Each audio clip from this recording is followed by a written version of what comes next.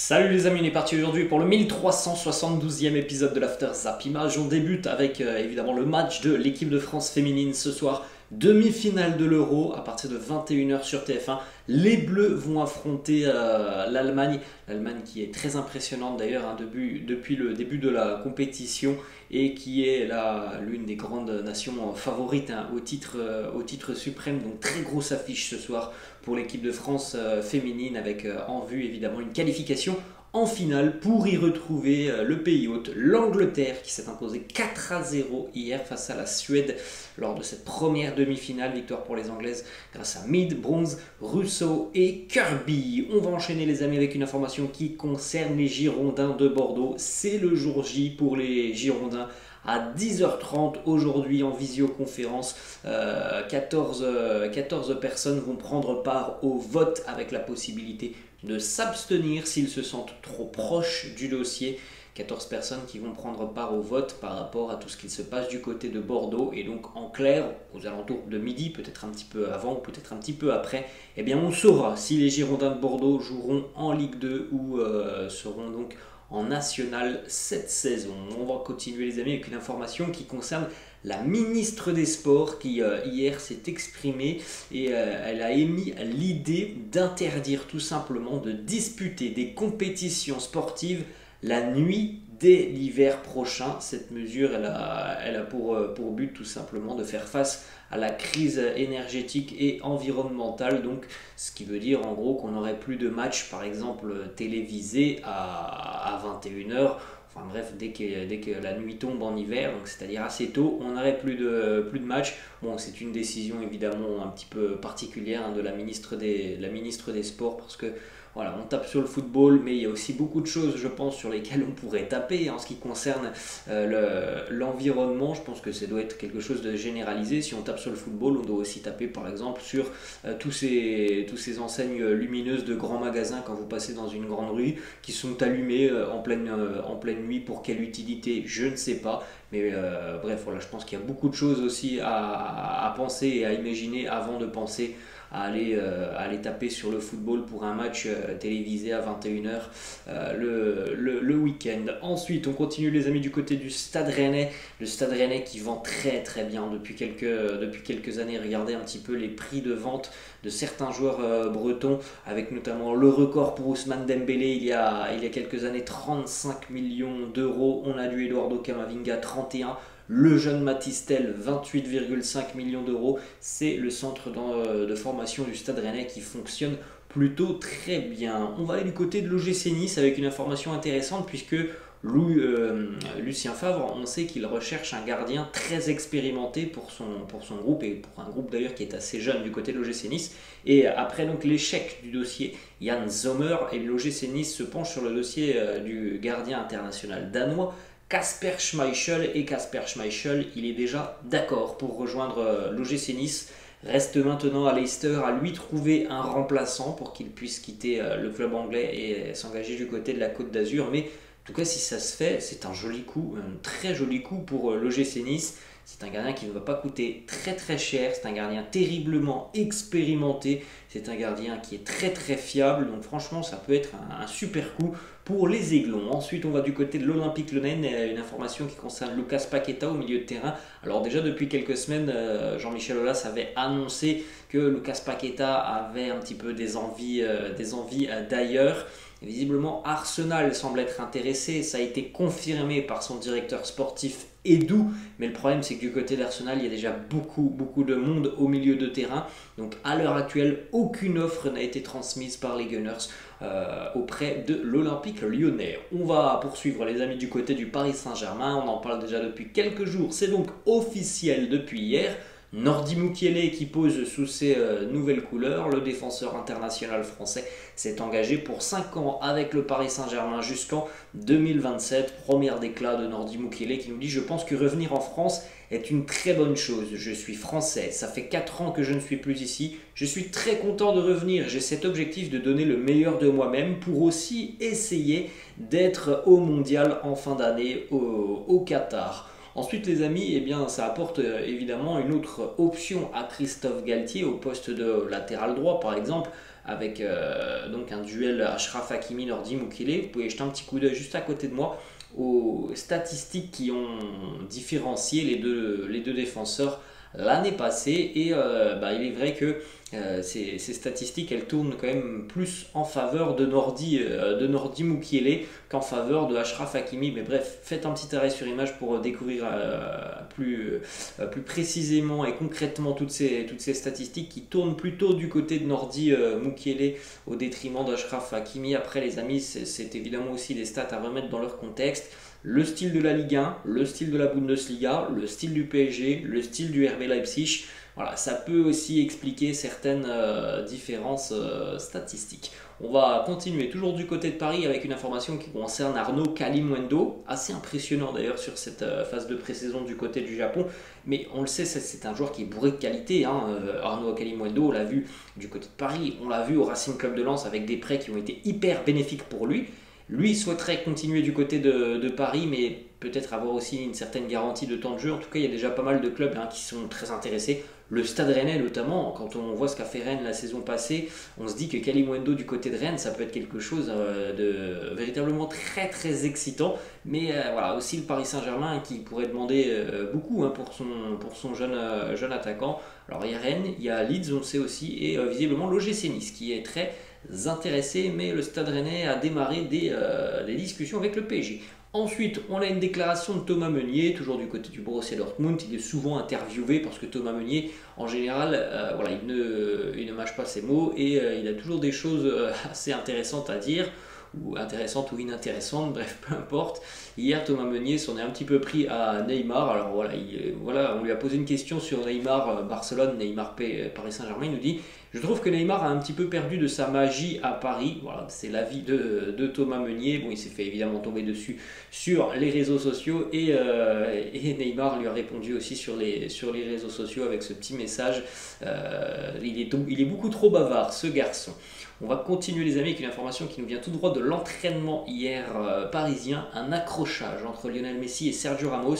Alors, vous pouvez jeter un coup d'œil à cet accrochage sur les réseaux sociaux, notamment vous tapez sur Twitter Messi Ramos, vous allez retrouver les images d'hier où Messi, sur deux situations, c'est un petit peu défait trop facilement et du marquage de Sergio Ramos, et à chaque fois Sergio Ramos il a un petit peu essayé de la gripper. Il y a même un moment où on a l'impression qu'il se blesse sur une situation avec Messi, et voilà, le fait que Messi a été retenu, ça ne lui a pas beaucoup plu, et il est allé voir un petit peu Sergio Ramos avec la tête du Messi des mauvais jours. Mais bon, Sergio Ramos a tout de suite tenu à repousser un petit peu Léo Messi pour lui dire c'est rien, mais visiblement ça n'a pas beaucoup plu à Lionel Messi de se faire accrocher par Sergio Ramos. On va enchaîner les amis du côté de l'Espagne. Ça jouait cette nuit pour le Real et pour le Barça. On va démarrer avec le Real Madrid, tenu en échec par le club américain de partout, le Benzema et Eden Hazard, dans un match qui une nouvelle fois a été poussif pour le Real Madrid face à une équipe du club américain qui pour le moment avait été battue par Manchester City, battue par Chelsea aussi. Un match nul de partout face au Real. Petite déclaration de Federico Valverde sur son positionnement préférentiel. On l'a vu la saison passée parfois être utilisé en tant qu'ailier. C'est pas du tout son poste de prédilection. Fede qui nous dit: mon poste préféré c'est celui de milieu central.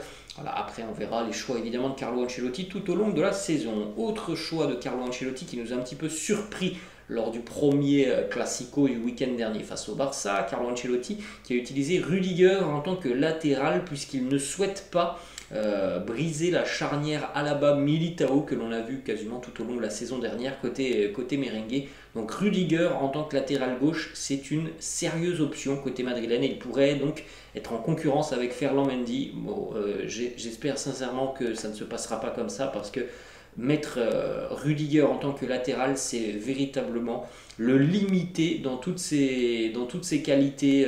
Et Rudiger est un défenseur central, point à la ligne. Il ne doit pas être sur un côté. Donc j'espère que ça ne se passera pas comme ça. Ensuite, une information qui concerne Borja Mayoral. Son agent s'est exprimé par rapport à l'intérêt notamment de Retafe. Il nous dit: Mayoral fera tout ce qu'il faut pour rester au Real, mais il a besoin du hockey du club. Il décidera de son avenir à la fin de la pré-saison. Il y a une offre très importante sur la table et cette offre donc elle devrait être celle de Retafe. On va du côté de la Catalogne, cette fois-ci le Barça qui affrontait la Juve cette nuit dans un match assez sympa avec deux doublés. Côté catalan, c'est Ousmane Dembélé qui a fait des misères sur son côté droit. Ousmane, les deux buts de Ousmane sont similaires, hein. Il entre sur son côté et voilà, il fait des misères dans la surface de réparation. Et du côté de la Juventus, un doublé pour Moïse Kean. On a deux déclats de Xavi. Premièrement, il nous dit: je rêve que le Barça remporte des titres. Pas seulement moi, avec la carrière que j'ai eue, mon ego est satisfait pour 3 vies. Je suis ici pour assumer des responsabilités. Je ne veux pas faire mieux que Guardiola ou Cruyff. Je suis leur élève, pas leur ennemi. Ensuite, message visé de Xavi envers les joueurs voilà, du Barça qui pour le moment ne veulent pas forcément quitter le club. En clair, c'est un message pour les indésirables. Il leur a dit: j'ai été très clair avec eux au mois de mai. Eux aussi cherchent des solutions. On essaye de les aider pour qu'ils puissent jouer. Ils savent qu'ici, ça va être impossible pour eux. Ils doivent trouver une solution pour jouer ailleurs. Ensuite, on a une petite information justement qui concerne l'un des indésirables, Samuel Umtiti. Pour le moment, le départ d'Umtiti est toujours bloqué parce que voilà, il y a des problèmes visiblement au genou qui posent justement souci aux clubs qui sont intéressés par Umtiti. Une petite déclat de Rafinha sur son adaptation dans le vestiaire barcelonais. Il nous dit jusqu'à l'heure actuelle, mes deux plus grands amis dans le vestiaire sont Ansu Fati et Ronaldo. Les deux parlent portugais, donc c'est évidemment beaucoup plus simple pour moi d'échanger avec eux, mais j'essaye voilà, de m'entendre avec tout le monde. Petite information qui concerne la présentation officielle de Robert Lewandowski, elle est prévue pour le 5 août prochain, donc présentation évidemment du côté de Barcelone au Camp Nou, parce que là on a eu des présentations aux États-Unis. Bon, le Barça c'est quand même un club espagnol de Barcelone, donc on aura une présentation évidemment au Camp Nou, ça sera le 5 août prochain.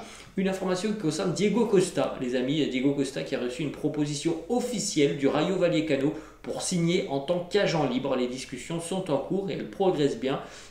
Diego Costa qui a été un petit peu perdu des radars quand même depuis quelques années. Le Rayo qui avait tenté le coup l'année passée avec Radamel Falcao, ça avait été plutôt positif pour le Rayo, donc pourquoi pas tenter avec Diego Costa. On va poursuivre les amis du côté de l'Angleterre. C'est donc la fin du dossier Scamacca pour le Paris Saint-Germain, puisque l'international italien s'est engagé avec les Hammers de West Ham. L'indemnité de 36 millions plus 6 millions de bonus plus 10% à la revente pour Sassuolo. Et il s'est engagé jusqu'en 2027 avec le club londonien. Ensuite, Cristiano Ronaldo a fait son retour hier au centre d'entraînement de Manchester United. Il y a eu donc eu une réunion entre CR7 et les dirigeants de Manchester United. Ronaldo a fait savoir qu'il voulait quitter le club. Manchester United et Erik ten Hag comptent sur lui la saison prochaine. Donc au final, cette réunion pour le moment, elle n'a avancé sur rien de positif. Une nouvelle rencontre est d'ores et déjà prévue. Il faut savoir qu'hier, Cristiano il est venu pour négocier. Il y avait Jorge Mendes, son agent, qui était présent avec lui. Il n'est pas venu pour discuter tranquillement avec les dirigeants. Visiblement, il a fait passer le message avec son agent qui était présent. On l'a vu que voilà, il voulait quitter Manchester. Ensuite, une déclaration d'Enrique Cerezo, président de l'Atlético Madrid, qui répond aux rumeurs CR7 du côté de l'Atlético. Il nous dit: Cristiano, l'Atlético, je ne sais pas qui a inventé cette histoire, mais il est pratiquement impossible qu'il vienne.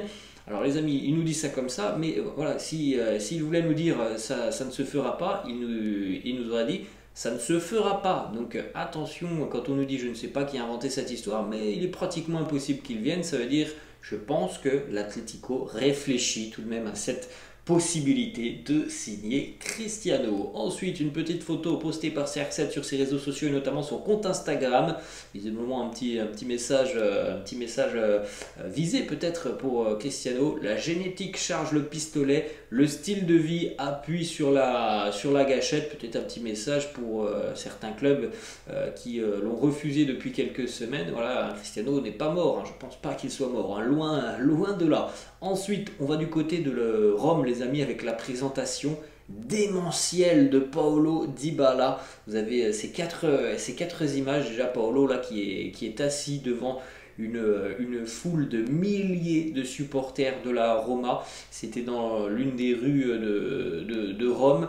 Regardez cette image, Paolo qui est assis, qui regarde tout ça. Regardez un petit peu le nombre de personnes qui étaient présentes donc, pour accueillir Paulo Dybala. Là, c'est encore plus impressionnant. Sur cette image, il y avait une rue complète qui était bondée de supporters de la Roma pour accueillir Paulo Dybala, comme si c'était le Messie qui arrivait du côté de Rome. C'était très très impressionnant, véritablement là, des images fortes de ce mercato. C'est arrivé complètement dingue de Dybala du côté de Rome. Ensuite les amis, on va aller à la Juventus avec une information premièrement qui concerne Aaron Ramsey. C'est terminé pour Ramsey du côté de la Juve. Le club et le joueur se sont entendus. Fin de contrat, résiliation de contrat pour Aaron Ramsey, ce qui pourrait donc peut-être faire bouger le dossier Paredes. La Juve est très intéressée. Autre information, et ça c'est une catastrophe déjà pour Paul Pogba. Il souffre d'une lésion du ménisque latéral du genou droit. La durée de son indisponibilité devrait d'être d'au moins 2 mois. Donc voilà, déjà gros pépin physique pour Paul Pogba. Ensuite du côté du Bayern, on en parlait en début de vidéo, eh bien Mathys Tel, 17 ans, s'engage au Bayern Munich en provenance du Stade Rennais contre à peu près 30 millions d'euros. Les petites images, petites photos postées par le Bayern avec les nouveaux maillots bavarois. Ensuite on termine les amis avec cette information qui est officielle, on en a parlé régulièrement sur la chaîne Robinho Alert. Et bien c'est officiel, Luis Suarez a tranché, il va revenir en Uruguay du côté du National Montevideo. Il l'a annoncé hier sur ses réseaux sociaux. Il a dit oui au National Montevideo. On est en train de finaliser donc les derniers accords sur le contrat et il va donc revenir et boucler la boucle. Regardez, il y a 16 ans, Luis Suarez était déjà du côté du National Montevideo. 16 ans plus tard, il va revenir avec un palmarès évidemment exceptionnel du côté de l'Europe. C'est magnifique ce genre d'histoire évidemment quand le joueur revient dans son club là où tout a démarré. Voilà les amis, la fin de cette vidéo. J'espère que ça vous a plu. N'hésitez pas, comme d'habitude, à lâcher un petit pouce bleu. N'hésitez pas non plus à vous abonner à la chaîne. Je vous laisse et je vous dis à la prochaine. Ciao.